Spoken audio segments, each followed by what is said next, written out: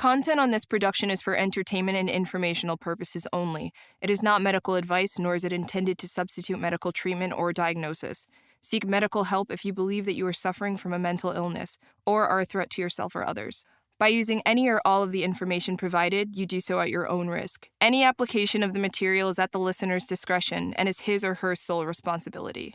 Hey everybody, Doc Brian here. My guests today are Marek and Joelle Goforth, who host a podcast on the Be Frank Network called Happy Never After. A few weeks ago, I was a guest on their show talking about relationships.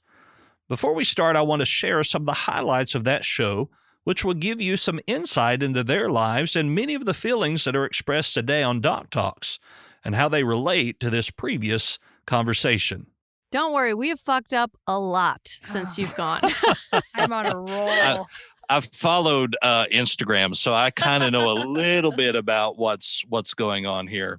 One of Jennifer's cousins, my wife's cousins, who is also very conservative Pentecostal, saw the post on Instagram that you made about Doc Brian, and then they went to your page, and my mother-in-law called me and was like, "Oh my God, what are you doing? You're going to lose your job." And I'm going, the reason I post salacious posts is this is my own body. I have control over it. Other people have tried to have control over it. And I just want everyone to know this is mine. This is mine alone. So let's talk about how fucked up Joelle is. So here we go. Here we go. Everyone strapped in? Joelle, how have you been since Doc B left? Well, I've been swiping away on the Bumble like a fiend. Yes. Joelle was fucking in her camper. Should I have knocked on the camper wall? if the camper's rocking, don't come and knock. Yes. I need to just get that sign. Why do you do that? Because I want validation from men that I'm worth it, that I can get them, and that someone might love me. I think I want anyone who wants me. I convince myself that, okay, maybe I'm going to make that work because he looks good on paper and he says this or that about me, then maybe that's who I want. Do you find being vulnerable challenging? Oh, she does, absolutely. I'll answer that for her. Thank you. I was waiting for her to say, I was like, are we going to wait all day for this? To say Yes. It has been really nice to belly laugh with a dude. Am I not good enough? We belly laugh every day. We do belly laugh every day. Every day. This morning I almost peed myself because I scared her so much. I don't do well with sad and depressed. I'm very uncomfortable there. I'd much rather be bubbly. Which is something that I struggle with in our friendship. Like if I'm sad or depressed, I know that I just need to get through that. And sometimes she'll respond in a very overly positive way. I'm like, you're not validating my sadness, and I need you to do that because it makes me feel like you don't care. I almost feel like when you focus on someone's sadness, that in my eyes, you're putting more sadness and bringing awareness to the sadness. And I'd rather be like finding the light in it. And that's just maybe a defense mechanism, or you tell me, Doc.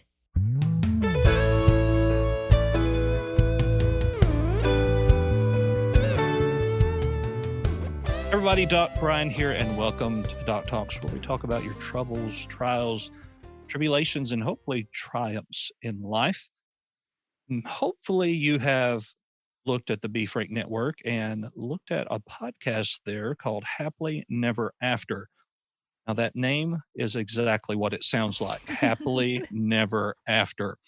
And I have the host of that podcast with me here today, and I was a guest on theirs, and so now we're carrying over into Doc Talks because they obviously have so many issues that, we might as well make a whole show of it. So I have Marek and Joelle Goforth from Happily Never After. Hi, Doc B. Ladies. Hey, Doc. It's Happy Never After. We should have called it Happily. I ruined the day. Happy Never After. Yes. So check that out. You can find that on Apple Podcast. Where else can you find that at? Google, Deezer, Stitcher, Spotify, anywhere you want to listen to your podcasts. All right. So you'll find them there. So in the podcast that we did, Happy Never After, we talked a little bit about relationships and how to find those special people in our life and probably talk more about how not to find them in our lives. And We were examples of how not to.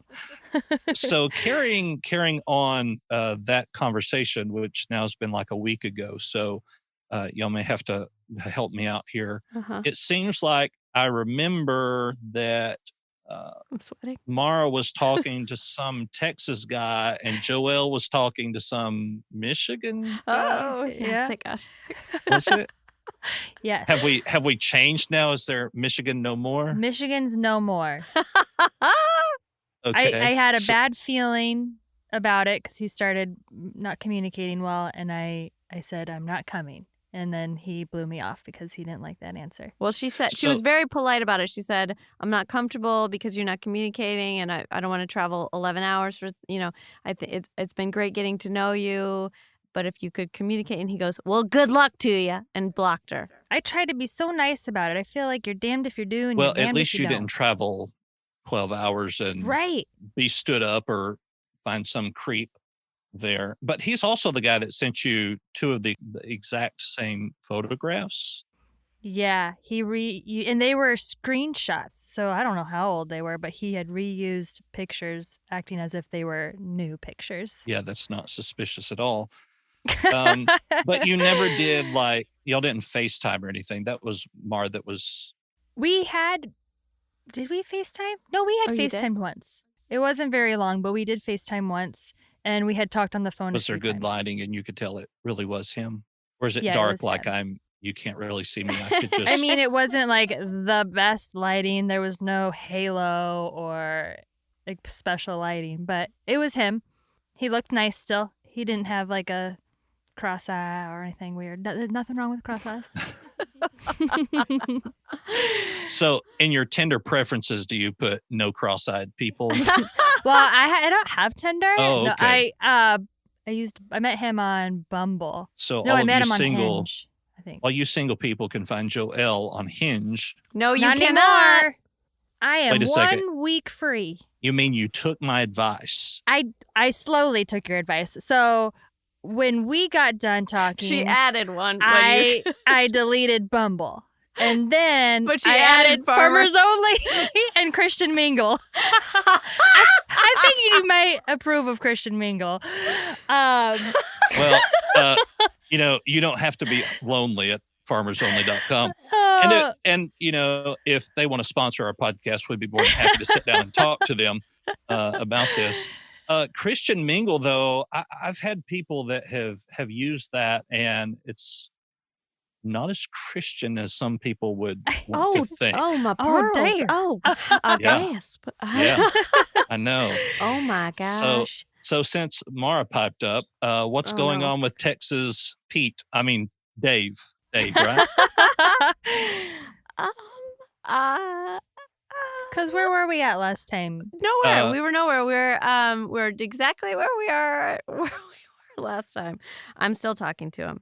But we've only FaceTimed since. I did take that advice, which wasn't really applying to this one, but it was applying to future online situations. But I just went ahead and applied it to this one, and that's it. So a client of mine this morning, Tattled on me? no. It wasn't me. I was about to say he learned me a new word, but he taught me a new word. And I'm sure you ladies being civilized have heard this word before, but it was completely new to me.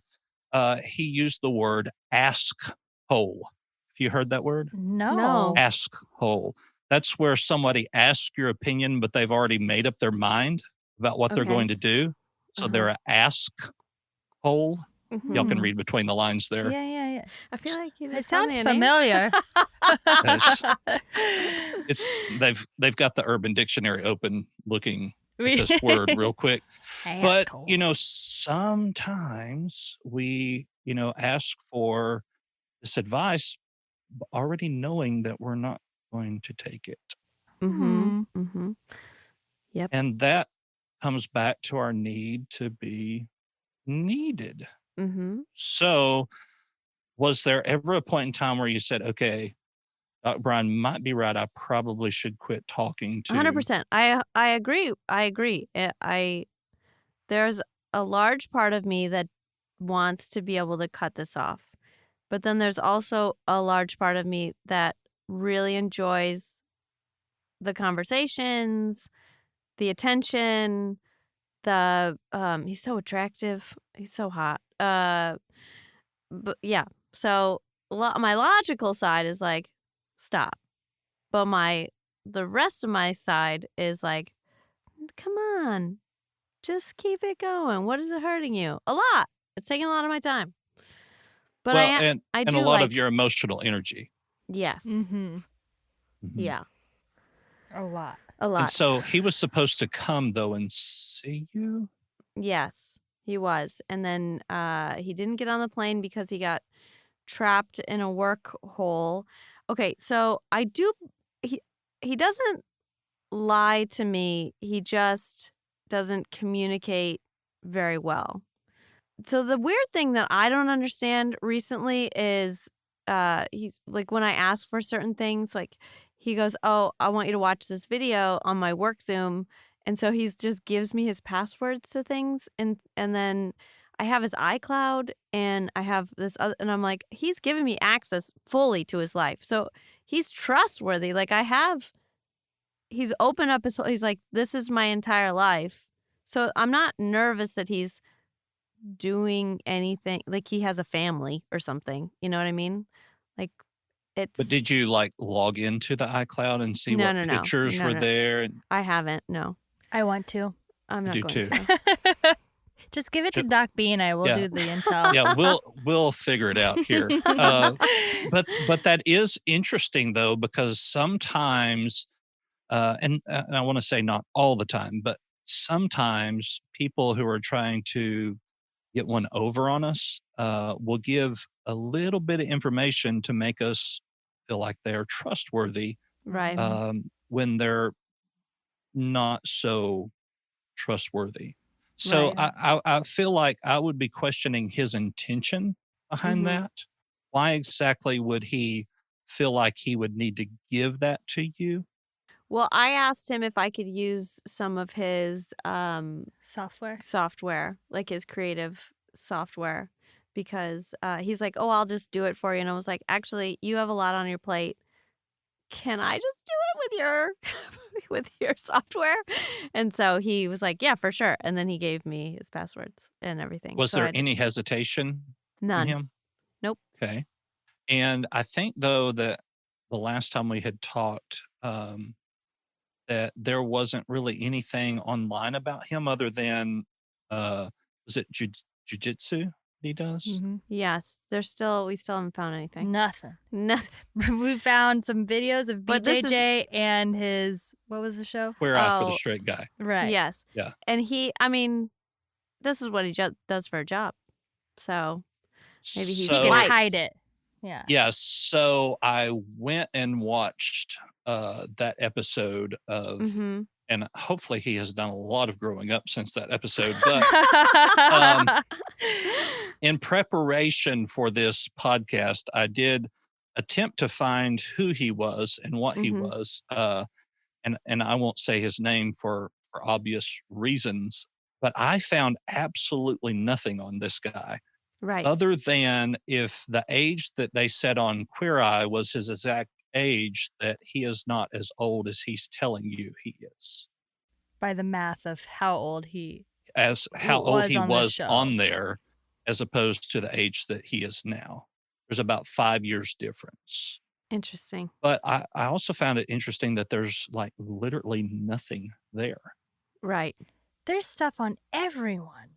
Exactly. Exactly.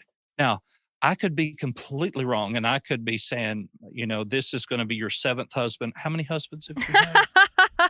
Oh To God, be- if I could be at 7, that'd be so rad. Fifth? Is it This would be my 4th. Yeah. Okay. So, I mean, I can't, I don't want you to think that I'm sitting here saying, hey, you don't need to, approach this anymore, because he could be completely legit. But from a psychological standpoint, we have to really consider the motive as to why he is doing all of these things. Mhm. And so I would find it interesting for him to do a doc talk with me anonymously if we like, Mm-hmm. to try to figure out what's going on there with Texas Pete, we Oh. will call him, although his name is Texas Dave. Pete. But Texas Pete. Texas Pete. Did you say you initially took my advice? So was there like a time where you quit talking to him? I did. I had a good 2-day run. That's all it took. It's 2 That's days. 2 days. 2 days and she was sad. I was very, very sad. And you didn't call me. I know I don't like. I'm more of a like a I'm hurt. I stuff thought we it. were friends. Don't be hurt. Don't take this personal. I like to process things way deep down inside. That's what I like to do And because so you processed and said the best thing for me to do to heal this hurt is to call him. what happened was I answered his message. So I was a little like I was very childish about it also. So he messaged me and then I just gave him like a thumbs up. And then he messaged me again and I went, "Okay, well, good for you." And then he called and then he was like, "What is this?" And I said, "Well, you don't I can't trust you. Like I can't count on you because you didn't show up when you said you were going to. I need people in my life. I have very few people that are close. And I don't want to try to have somebody that's close that is going to let me down. So here we are. It's just easier to be alone." Okay, so I find it interesting that you say that it's easier to be alone, but I think that we can both honestly say while you're not alone, you may just be lonely. Sometimes. Okay. So why do you think that you feel that way? When you're surrounded by people, Joelle is there. Why do you think that Joelle you doesn't have a feel dick. I offered to strap one on. I'm a good friend. Ugh, that's a whole other conversation for a whole other day. I'm kidding. I have never felt like safe in my life. So I love Joelle. I know that she would fight hand over fist for me, but I do feel like she's my little sister and I feel like I have to be the protector.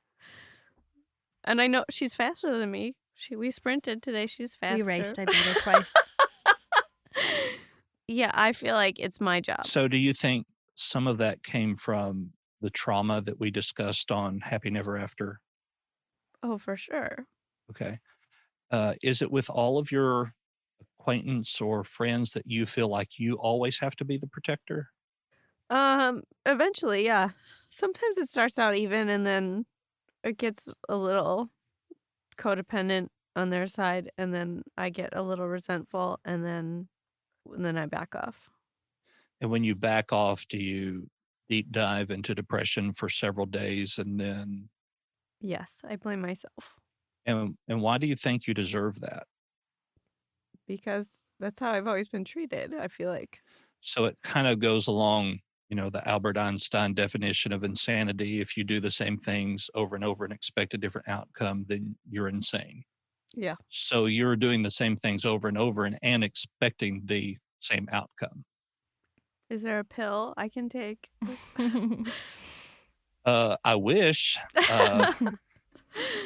if there were, we would both be rich. Here's the thing is that, we talk a lot about in relationships of being vulnerable, but still being protective.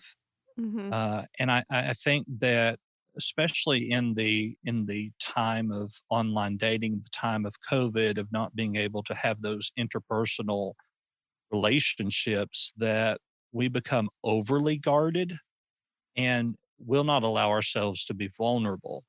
However, if I recall, and please correct me if I'm wrong, because I talk to a lot of people about a lot of different things. If I recall, you had a client that was diagnosed with some kind of cancer, Yes, lymphoma. and then you let that go all day and then discussed it in at length with Texas Pete. Yes. So in that moment of discussing that with him, did you feel vulnerable or did you feel like you just needed somebody to unload all of those emotions? I felt vulnerable. I didn't tell him till the end of our conversation Did because you I feel could. like you had to tell him in order for you to stay stable in the relationship? I felt like I had to tell him so he would understand where I was at mentally. So if he had said, that's just a lot for me to try to process right now. I've got to go to work. Talk to you later. How would that have conversation have ended? I would have said okay and then hung up and And then then have felt extremely empty. yes. And then it would have validated my feelings about most of the human race. Yeah. Except for me and Joelle. Yes. Okay. Except for you too. Make sure we're not lumped in there, Joelle. You gotta take care of each other. Yes. Let me be very careful to say this may or may not be you.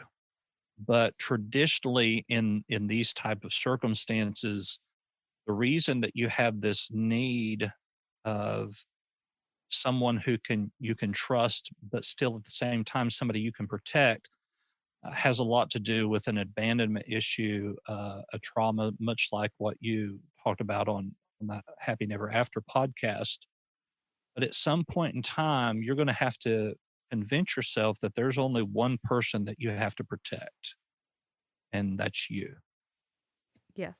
And there's only one person that can make you happy, and that is you. Mhm. So why do you deserve to be happy? Because I'm a good person. You don't believe that though. Well, yesterday I was kind of cunty, so sometimes I can be mean. Well, but when you said it, even though I can barely see you very dimly, I could see the little twitch in your eye that you really don't believe that you're genuinely a good person. I mean, I've done bad things in my life, and I think I beat myself up for it. Mhm. But we have to remember what we've done is not who we are. And I think we get lost in that sometimes. Even in Joelle's story, if Joelle hung on to what she had done, she wouldn't have any idea who she is. And so there comes this issue of identity. And so we ask ourselves, well, at the end of the day, who are we? Mara, who are you? I mean, I'm just a sweet little chick that just loves everybody, I think. I don't even know. That's the problem. You don't know. And you cannot get somebody to love you when you don't even know who you are. And just to give you a little relief here, that's also Joelle's problem. She doesn't know Thank you. who Can you she talk to her? I'm listening. I'm taking it. We are a I know. lot I'm just alike. kidding. I'm We're a trying to lot alike, deflect. and Yes. well, yes. as a psychologist, you always hone in on the one who's expressing the emotion. So you've done this to yourself. Uh, because when you begin to express that emotion, tells us that we've kind of taken off a layer here, that this vulnerability is being exposed. And the best time to clean a wound is when the band-aid is off. So when that emotion starts coming out, that's when you hone in on that. So I don't want you to feel like I was attacking you or honing in on you No, as much I know. as, this is where you're at. And here's the thing. At the end of the day, we all have value. We all have this intrinsic value simply because we're human. When we get up in the morning, we have value because we're here. But a lot of times when we've been hurt and we've been in these situations of where we want to protect and be overprotective a lot of times because of hurt and abandonment, we don't think that that's enough. That it's not enough to just exist. Sometimes we have to sit back and realize that we do exist, that we are here and we are here for a purpose. And sometimes that purpose gets a little muddy in the water about what that is, especially if you're consistently and constantly being hurt by men who don't deserve you. And I'll say that again. They do not deserve you. If they can't take you at your worst, they don't deserve you at your best. And so as we go through life, we got to figure out who is it that we are. I could say, hey, I'm a clinical psychologist, but that's not who I am. I could say, hey, I'm a husband, but that's not who I am. At the end of the day, I am Brian Shepherd, and I have value because I know how to love people. I know how to listen. I know how to protect. I know how to keep people safe. Little side bonus tip here. I'm a 5th degree black belt in Aikido, so I can take up for myself. I know y'all don't I believe thought that that. was a dog. So, so, at the end of the day, it's not about what you are, but who you are. Now, within that, who I am, it brings us to the thought of whose I am. Who do I belong to? Well, first and foremost, even though it sounds cliche and kind of crazy, I am myself. I am my own. I make my own decisions. As a person who is married, I also am my wife's husband. We are co equal. We make decisions together. I attribute to her happiness, but I'm not the one that solely makes her happy. So then it gets into whose we are. I am hers. She is mine. We have a son, Luke. He is hers. He is mine. I'm his. She is his. And the problem, Mara and Joelle, I'm going to sum all of this up, even though you have two very different personalities, is that you don't know who you are and you don't really feel like you're anybody's whose, if that makes sense. You feel like you're just floating in the world without any identity. You don't know who you are. And that's probably why your personalities butt heads a lot, is because you don't know who you are and you want to feel like you're each other's, but at the same time, you're not each other's because I have to be protected of me and I don't know what happiness is. And so there's this just cluster of emotions that come out and it just becomes this issue of who am I? At the end of the day, when I look in the mirror, who am I? And if I were to ask, and I'm going to, so I'll pick on Joelle first since I've Thank picked on you. you. Joelle, when you look in the mirror and you ask yourself, who am I? What is your answer? I am Joelle, and I am loving and nurturing. I'm a friend. I don't know. All of those things were wonderful things, but that's not who you are. You started off on the right track. You are loving. You are kind. You're kind to yourself. You love yourself. You're an individual who knows how to give. But at the end of the day, you have this insatiable need to feel like you belong to somebody. And I think that's an inherent need that all of us at some point in time have, that we need somebody, but we can't find the person that makes us happy until we're happy. It's a lot like trying to take a pitcher of water and put it into a cup that's empty. You can only fill that cup up so many times before you run out of water. And when we don't know who we are, well, there's no water to pour. And so any water that we do pour doesn't feel adequate. And then we get vulnerable because is this person's intentions really what they're supposed to be doing? And then it just moves into this place of loneliness and depression and discontentment and seeking things to fill in the void when we really don't even know what the void is. So, Mara, who are you? I'm Mara. Um, I also am loving. I'm also and I try to make people I'm an entertainer. Um, this is like writing a bio. This is very hard. Uh, It's weird because we are our favorite subject, but we're the hardest to talk about. yeah. I guess I'm a listener. I'm a protector. To a fault. Yes. Um, that's it. I'm a So, dog owner. so what do you, You're Frank's mommy. That's who you are. I'm Frank's mom. That's it. Yeah. So at the end of the day, what value do you bring? I think I bring a little safety to the world. Okay. Because you call people out for not washing their hands in the gym bathroom, safety to the world. I mean, I do a lot of work with domestic violence shelters. I do a lot of work with unhoused children. I mean, not at the moment, but yeah. Okay. So at the end of the day, what value do you have? I honestly don't know. I think both Joelle and I mean, not to lump us both in, but we've been taught since we were born that we had no value, and our value was our output. Yeah, we live in a world today where there isn't unconditional love, where our value is dependent upon what we give.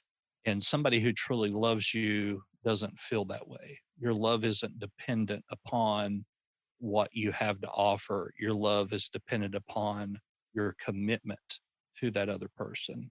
And let me just say this, both Mara and Joelle have brought great value into my life and have opened a whole world of things that are a little bit out of my comfort zone.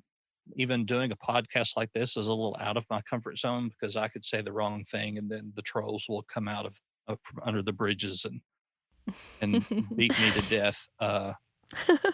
And or when pedophiles steal my stuff and post it on their Instagram to be their own, then I know Mara's going to protect me and go after them. And so I did. so there is a lot of value that you have in my eyes for me.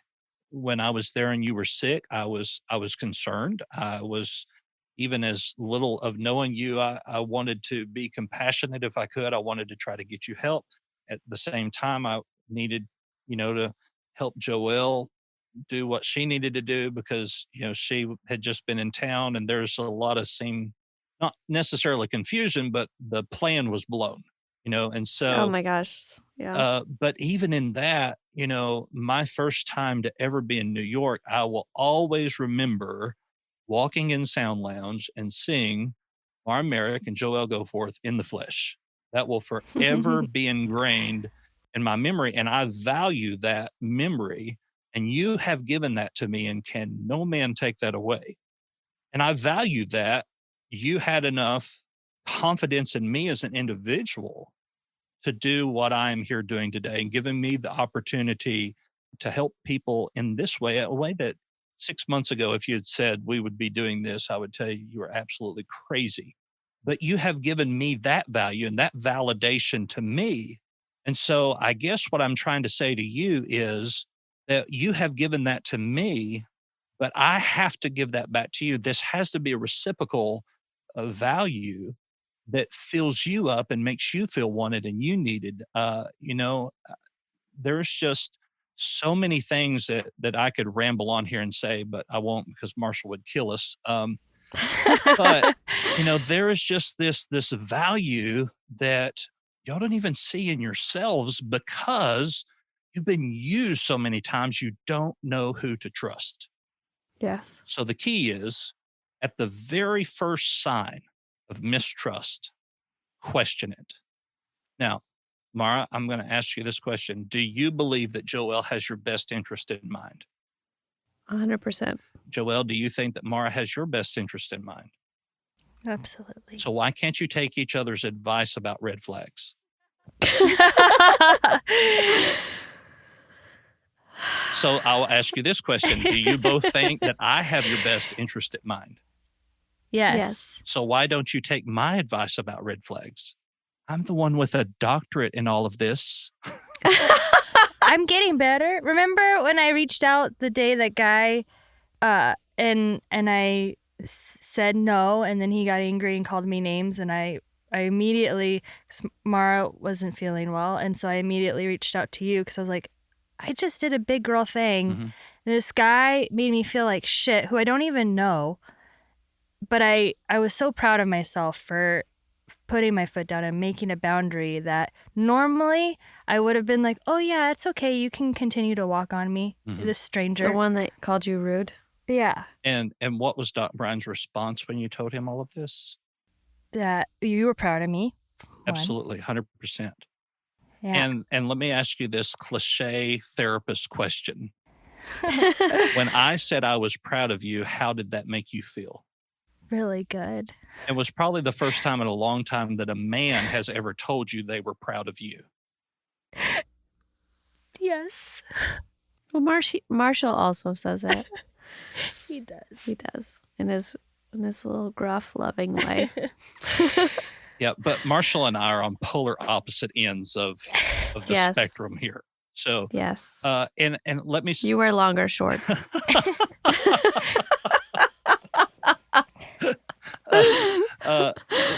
But let me also add here is that probably when Marshall and I hate we keep talking about him because he's I'm going to get an email Gonna after listen. this. I know. When he says those things to you that he's proud of you from a business standpoint, it probably feels like it's obligatory that he's supposed to say those things. No, I know he doesn't give a compliment unless he means it. And He's very gruff. and I absolutely, when he gives me a compliment, it puts a light inside of me that I'm finally doing something right. Because you've been told by your father all your life that you're not worth anything and you're devalued and you'll never make anything of yourself. Exactly. And Mara, you probably had that same type of issue growing up as well. With my mom, yes. Yeah. And so what we have to do is find that value in ourselves. I want you to both know you're valuable. You're valuable to me. You're loved. I love you both. You are important. What you do is important. Your friendship to each other is important. And you're worth it. You're worth being happy. And if you can tell yourself every day, I'm loved, I'm valued, I'm important, I'm needed, then eventually you'll be able to add on the last, which is I'm wanted. And that is what you both really have a need for, is to be wanted. But we have to build on that. Nailed it.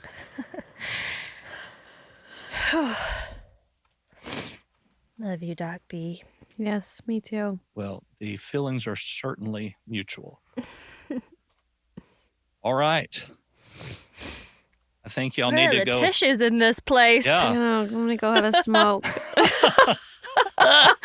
I'm really glad I brought candy today. All right. Well, thank you for listening to Doc Talks today. I'm Doc Brian, and we may have a Doc Talks DX maybe later on, but I think y'all need to kind of process what we've talked about here for a little bit, and then we can, and I may even do a Doc Talks DX about what y'all are dealing with by myself to be able to just explain that relational issue. Of course, you can find Doc Talks DX on Patreon, where we would talk about this diagnosis and also potential treatment that we would offer to someone who were having these same type of issues. So, Mara and Joelle, it's been a pleasure having you with us, and it's always a pleasure to see and talk with you and to share your vulnerability and your story here with us. So tell us. Thanks for being in our lives. Well, Yes. I appreciate that. I appreciate that. Tell us where we can find you each and about your podcast. You can find me at Joelle Gracie Goforth on Instagram. And you can find me at Marek. Or you can find us both through our podcast Instagram at Happy Never After Podcast. All right. You can find me at the.brian.com, on TikTok, _Brian, Instagram, the.brian, anything Brian, you can probably find me. But of course, you can go to the website, the.brian.com, and there's a social media button at the bottom of that website. So feel free to follow us there. And we look forward to having you join us next time on Doc Talks. Make sure to check out Doc Talks DX on Patreon. And of course, Doc Talks is a part of the Frank Network. Again, thank you, ladies, for being here with us. And thank you for listening to Doc Talks. Bye. Thanks, Doc B. Thanks, Sophie. Oh, man.